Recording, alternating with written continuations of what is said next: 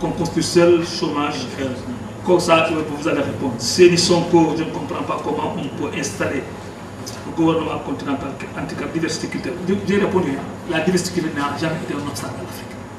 Il y a une unité culturelle dans cette diversité de langues, dans cette diversité de l'expression culturelle. Il y a une diversité de l'expression culturelle, et bien ça c'est le génie culturel africain. L'Africain c'est quelqu'un qui improvise.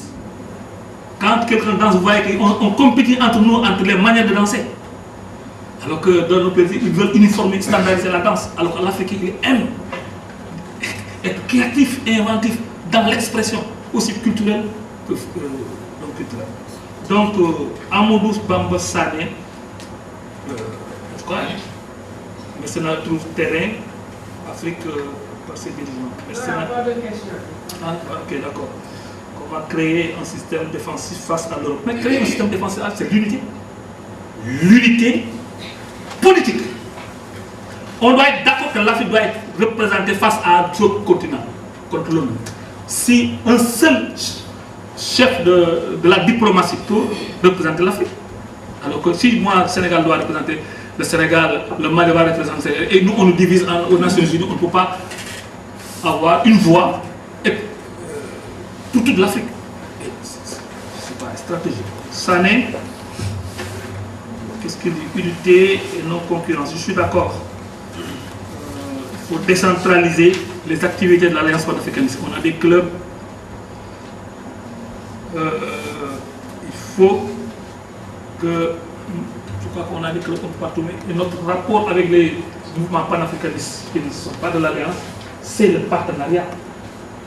Nous avons été au 72 heures du panafricanisme Saint-Louis, mais ce n'est pas les membres de l'Alliance panafricaniste, mais c'est nos partenaires. Au Brésil, vous allez vous trouver des organisations panafricanistes qui ne sont pas membres de l'Alliance, qui nous aident et que nous aidons, comme Alain, comme d'autres mouvements Noir Unifié, comme l'UNEGRO que nous avait invité. C'est comme ça que nous fédérons. Mais l'Alliance panafricaine se propose, dans le partenariat, qu'on soit unis sur la stratégie de passer par les peuples.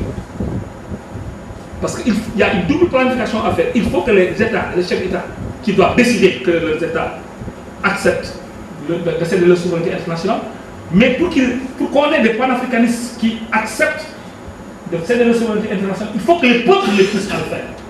Parce que c'est les peuples qui élisent les dirigeants. Si les peuples sont panafricanistes, on aura des chefs d'État panafricanistes. Et si on n'avait que des chefs d'État panafricanistes, la question de l'unité serait réglée. Donc, c'est pas avoir des peuples qu'on peut y arriver. Et Cheikh Anta l'avait dit depuis longtemps. C'est pourquoi le président Abdoulaye Wade a été l'initiateur aussi. Poursuivant la tâche des pères fondateurs, il a proposé l'Alliance panafricaniste. Il a fait une proposition au niveau de l'unité africaine, au niveau des institutions, mais il propose aussi au peuple d'avoir aussi leur démarche pour qu'il y ait une double planification qui doit se coordonner. Et aujourd'hui, je peux vous informer, il y a eu un bon écho de ce que nous faisons au niveau de l'Union africaine. Il y a eu un représentant de Khadafi qui est venu à Dakar. Le président nous a mis en rapport avec lui pour que ces mouvements-là soient intégrés à l'Union africaine. Donc, ce que nous faisons commence à avoir un grand écho. Et je crois qu'il y a des raisons d'espérer. Bon, véritablement autonome, non, c'est une illusion de liberté. Une illusion de liberté, parce qu'on a été très souvent manipulé dans nos perceptions, manipulé dans nos paradigmes, comment, à partir de quelle valeur on apprécie les questions africaines. Il y en a même qui disent que l'Afrique n'existe pas. On n'a pas besoin parce que nous sommes différents, même des chefs d'État aussi le disent. Certains chefs d'État. Donc il y a un problème de paradigme africain. Donc, c'est ça qu'il faut régler. Donc, ce vouloir-là, il sera travaillé à partir des élites qui donneront une facilité de lecture des enjeux. Des enjeux qui nous permettent d'avoir la bonne, de nous inscrire dans la bonne perspective. C'est une perspective gouvernement pour la solution. C'est une solution. Ce n'est même plus une perspective, c'est la solution, c'est la seule voie. Réforme structurelle, je suis d'accord, initiative par le bas, c'est nous, en tout cas, c'est dans cette voie. L'initiative par le bas, c'est ce que nous assumons pour nous. Et là, je m'en ai sané. C'est le difficile et le chemin, je suis d'accord. Khadafi, le seul leader, je ne suis pas d'accord, Madame Fall. Je ne suis pas d'accord parce que si j'étais d'accord, j'aurais tout simplement déchiré le manifeste de l'Alliance panafricaniste. Parce que pour moi, le leader du panafricanisme actuel, c'est Abdoulaye Wade. C'est Abdoulaye Wade. Et je suis prêt à mettre le défi sur n'importe qui pour me dire les axes qu'elle a proposés, s'il y a des axes meilleurs et plus pertinents. En ce moment, on me convaincra qu'il y a un autre leader. En tout cas, leader contemporain. Mais je salue le leadership de Kadhafi dans la permanence du combat qu'il est en train de mener pour l'Union africaine et pour la construction des États-Unis d'Afrique. C'est la raison pour laquelle lui avec Wade sont presque les deux personnalités fortes qui s'accordent à défendre de manière concertée la question du gouvernement continental. Voilà. Et là, qui est la richesse que vous pouvez redistribuer. Il se trouve que les Africains, ce surplus-là, il y a un problème de contrôle patriotique et d'appropriation de ce surplus. Selon que vous avez votre modèle économique, ce surplus il est complètement pris par l'étranger ou bien par le pays qui vous domine. Et c'est ce qui s'est passé après la colonisation.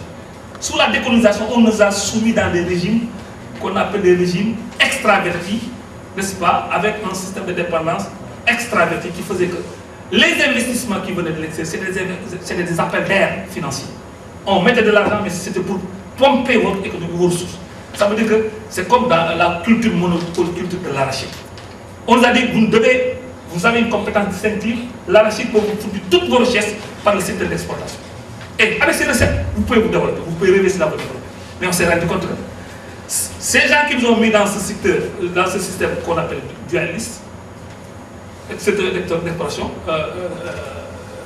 monoculture, exportation, qu'est-ce que ça a créé? Ça a créé la macrocéphalie Dakar, les questions de mobilité urbaine.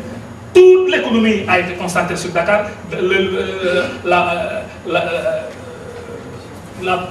L'arrière-pays s'est vidé de sa population active et on était concentré ici, on ne pouvait même plus bouger ici. Et ça a créé ce qu'on appelle des externalités négatives de 50%.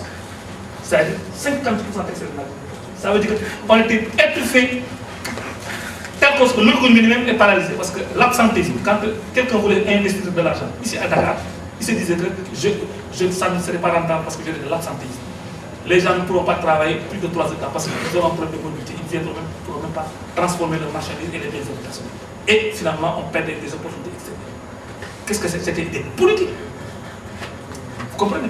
Ça, c'était créé pour qu'on crée des économies d'enclave. Dakar, c'est presque une excroissance de l'économie externe. Et le sous-développement était à l'intérieur. Et Dakar seul se développait. Bon, je pense... Ma chance peut-être, c'est que je n'ai pas à faire non plus la promotion de qui que ce soit. Et je peux parler aussi bien de Kadhafi que d'Abdoulaye Wade. Au niveau des programmes, je n'ai rien à dire sur ce que propose Abdoulaye Wade par rapport à Kadhafi. D'ailleurs, Abdoulaye Wade a plus de science que Kadhafi. Il est économiste, il a plus de raison de donner un programme plus clair, plus précis, plus concis. J'ai parlé du leadership de Kadhafi et même pas de leadership. Il n'y avait que Kadhafi comme leader actuellement dans la voie de la construction des États-Unis d'Afrique. Kadhafi est clair, il est venu avec un programme et le mérite qu'il a de plus par rapport à Abdoulaye Wade, c'est que lui, il a dit que si l'Union, la construction des États-Unis d'Afrique ne se faisait pas en 2010, on risquerait de rater beaucoup de choses. Et ça, Abdoulaye Wade, malgré son programme, n'a pas de limite dans le temps. En cela, je trouve que Kadhafi est meilleur que Abdoulaye Wade. Bon, docteur Kofi Dom. Merci de m'avoir donné la parole. D'abord, je ne suis pas vraiment un observateur politique fin de tout ce qui se passe. La recherche d'un moyen pour faire quelques projets de développement. D'ailleurs, un des membres de l'assistance, on l'a dit tantôt, était un pour votre pragmatisme. Donc, je suis porté être un peu plus pragmatique, même dans le discours. Mais maintenant, j'aimerais d'abord féliciter particulièrement le ministre pour toute l'érudition. J'ai été vraiment émerveillé par son discours. J'ai appris beaucoup de choses en peu de temps. Pour dire que J'ai beaucoup étudié dans ma vie, beaucoup, mais j'ai vraiment beaucoup appris aujourd'hui et j'ai beaucoup apprécié. Et on dit toujours que nous sommes toujours des apprenants. Il faut être prêt à apprendre tout le temps, tout le temps, tout le temps. Et vraiment, j'ai pu tirer beaucoup aujourd'hui. À Monsieur Boissy, bon, il ne me dit pas merci, mais moi je lui dis merci. De voir, je ne suis pas ému, je ne suis pas fâché du tout. Au contraire, je trouve que on a ici l'expression de la possibilité d'avoir des pensées divergentes. Et normalement, lorsqu'on arrive à assurer la convergence de divergence, ça veut dire qu'on a beaucoup évolué.